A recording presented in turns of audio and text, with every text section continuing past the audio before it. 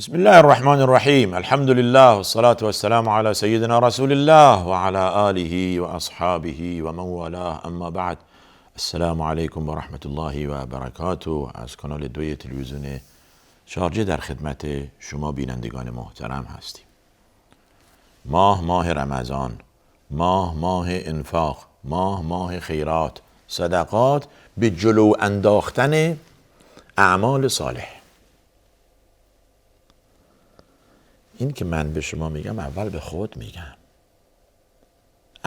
خود میگم آقا تلاش کنید، حرکت کنید برای رسیدن به رضای الله سبحانه و تعالی. حالا چه چیز ما را به رضای الله میرساند؟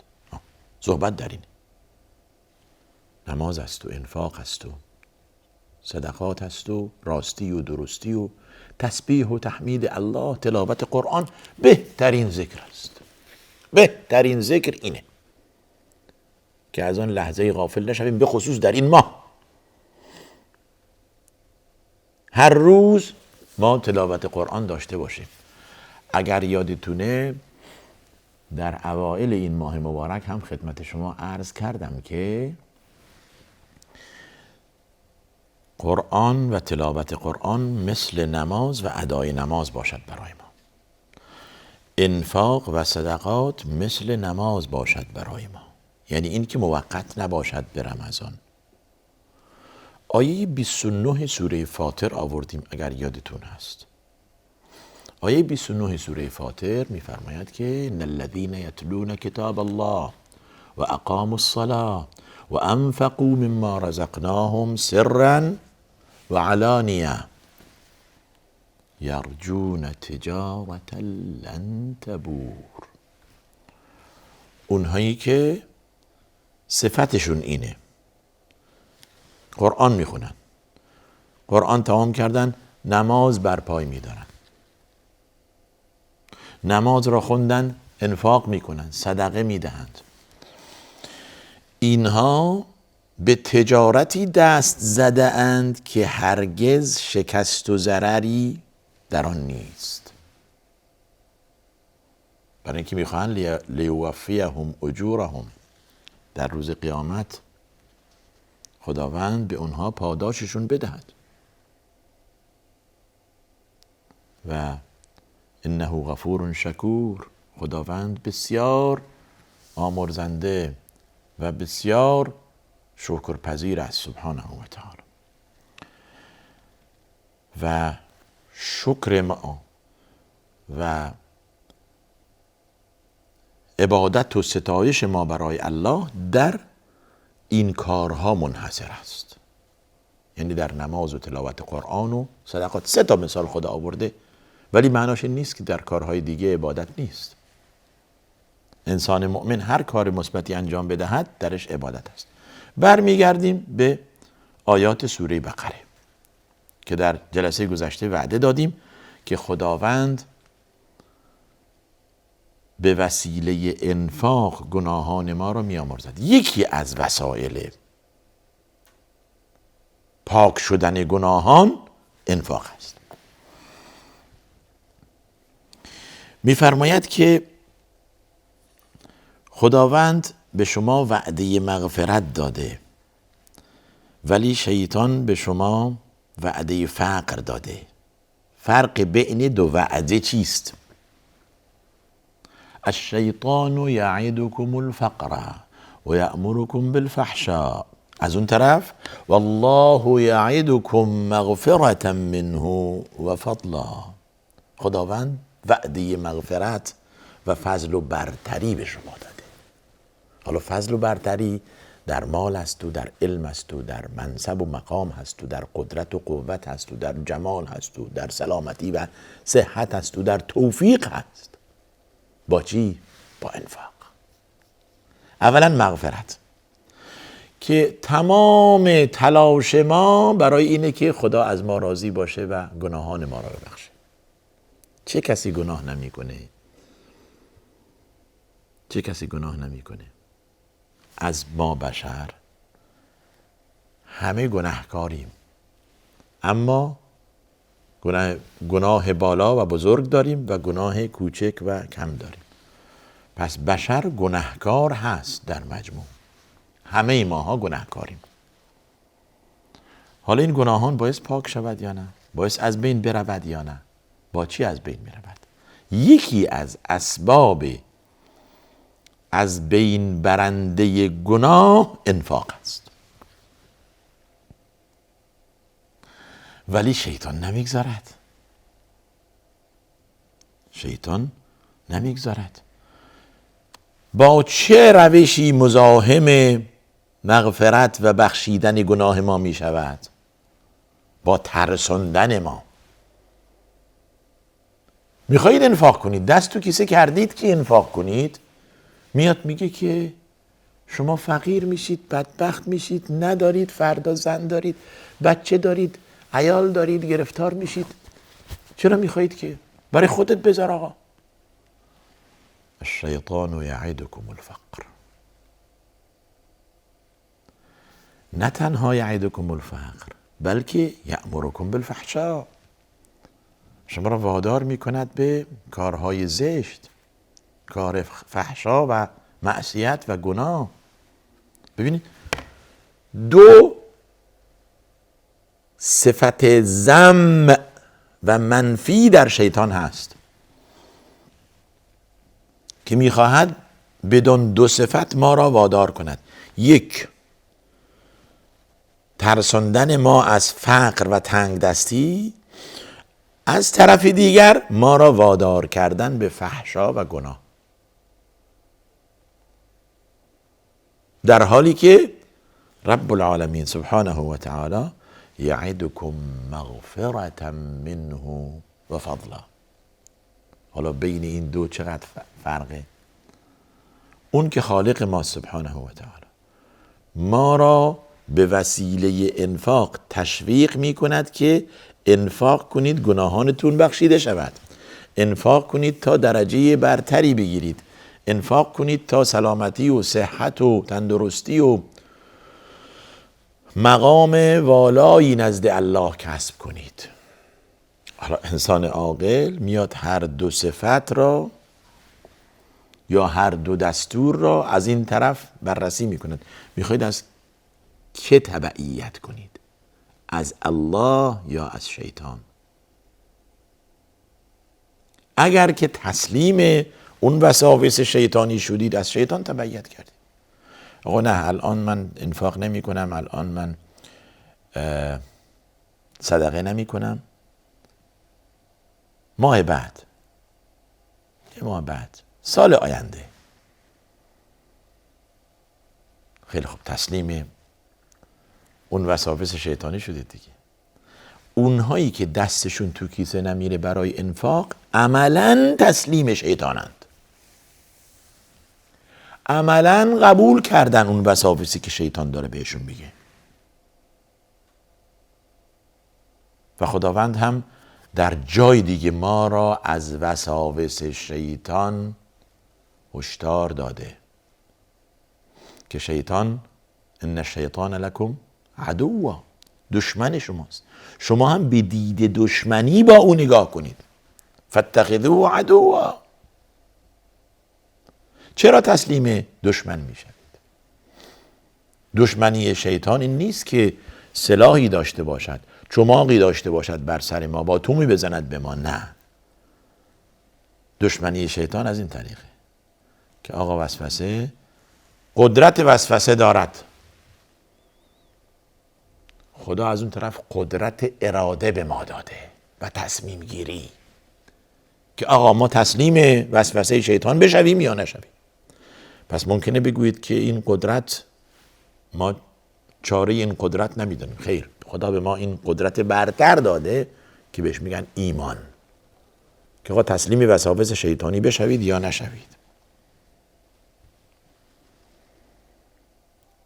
ما باید بدانیم در گفتار، در کردار رقیب و دوربینی روی ما نصب است.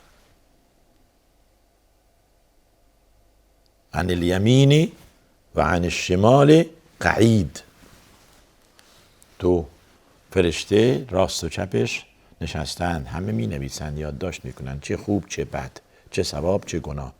حالا ماییم که نتیجه باید بگیریم از این. ماییم که از ثواب نتیجه خوب میگیریم و از گناه نتیجه منفی و بد میگیریم.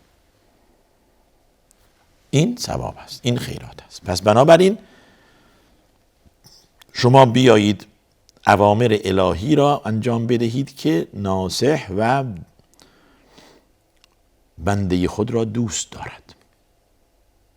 ان الله یحب المتقین یحب المحسنین. همه صفات خوبی که در هر انسانی باشد الله ذوالجلال اون صفات را دوست دارد. میفرماید که حالا شما کدام را انتخاب میکنید؟ والله یعدکم مغفرة منه و فضلا والله واسع علیم. خداوند علم و دانشش همه چیز را در بر گرفته و میداند که شما چه عملی انجام میدهید. یک آیه‌ای داریم در پایان این مسئله، ممکنه بگویید که چه ربطی دارد به این موضوع انفاق؟ یعنی آیه 269 پایان صفحه 45 سوره بقره از سوره بقره. آیه از بالا تا پایین در رابطه با انفاق میکنه، بعد در رابطه با حکمت میاد صحبت میکنه. میگه یؤتی الحکمت من یشاء و من یؤت الحکمت فقد اوتی خیرا کثیرا. هر کس که میل و اراده داشته باشد به او حکمت میدهد، یعنی الله اراده داشته باشد، و کسی که به او حکمت داده شد خیر زیادی به او داده شده. حالا حکمت یعنی چی؟ در ترجمه حکمت گفتند که وضع الشیء فی مکانه، هر چی را در جای خود قرار دادن حکمته. یعنی این انفاق در جای خود است. یعنی انسان عاقل و حکیم میداند کجا چه عملی انجام بدهد، کجا چه بگوید. پس جای خود یک عملی انجام دادن از حکمت است و کسی که به او حکمت داده شده خیر زیادی به او داده شده، و کسی که بی حکمت است، بی تدبیر است، همیشه در شکست و همیشه در ضرر است.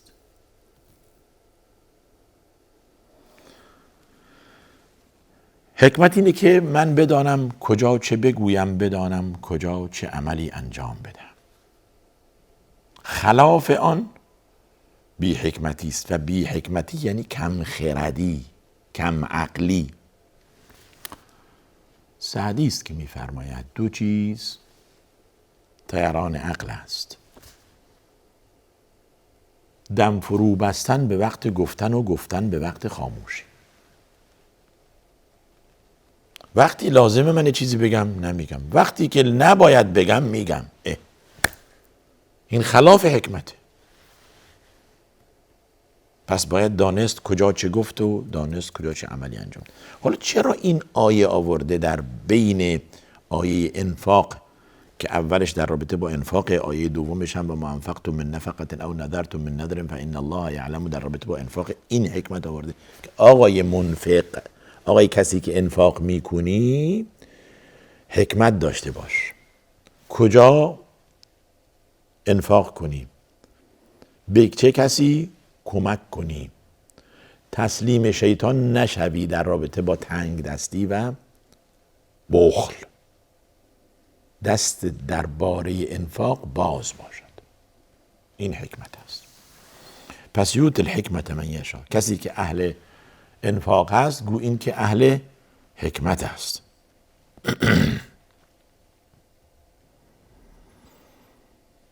بعد آخر آیه میفرماد و ما یذکر الا اولو الالباب. چه کسی از این آیات، از این نصایح پند میگیرد؟ انسان با خرد، انسان عاقل. اما انسان کم خرد و نادان هرگز پند نمیگیرد. نادان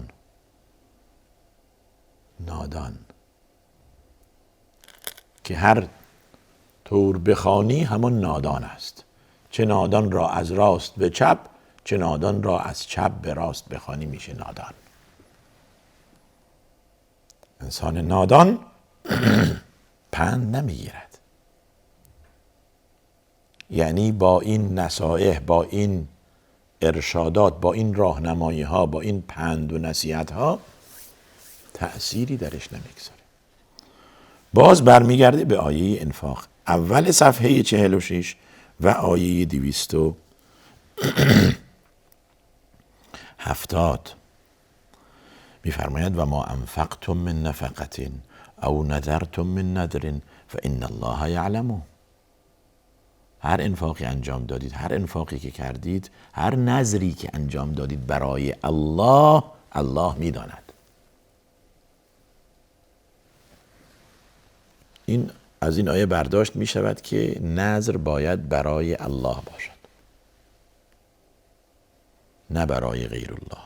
اگر برای غیر الله باشد دو نتیجه منفی درش هست. اولا یک نوع شرک است، ثانیاً معصیت و گناه است و خدا نمیپذیرد و بی نتیجه میماند. کسی که نذر می کند باید نذر الله کند. کسی که انفاق می کند باید انفاق برای الله باشد. کما این که انفاق برای الله، نذر هم برای الله است. ریا و سمعت و خودنمایی درش نباشد. و هر کدوم از اینها شما انجام دادید خدا سبحانه و تعالی می داند. پس هر انفاقی که کردید، و ما انفقتم من نفقه، 1 درهم، 1 دلار، 1 تومان انفاق کرده اید خدا میداند. میخوام این را بگم که اگر که انفاق کردی تلاش نکن مردم بدانند، تلاش نکن به رخ فقیر بکشی، تلاش نکن بین مردم پخش کنی که آقا من انفاق کردم. برای این که انفاق تو برای الله بوده و چون که برای الله بوده الله فهمیده. اگر هم برای الله نبوده باز هم فهمیده. پس اینجا میفرماید و ما انفقتم من نفقة او نذرتم من نذر فان الله یعلم. یعلمه که آیا درش اخلاص بوده، یعلمه که درش ریا بوده، یعلمه که درش منت بوده، یعلمه که درش اذیت و آزار بوده. هر چی در این انفاق بوده در دل شما، فإن الله یعلم. کیفیت انفاق خدا فهمیده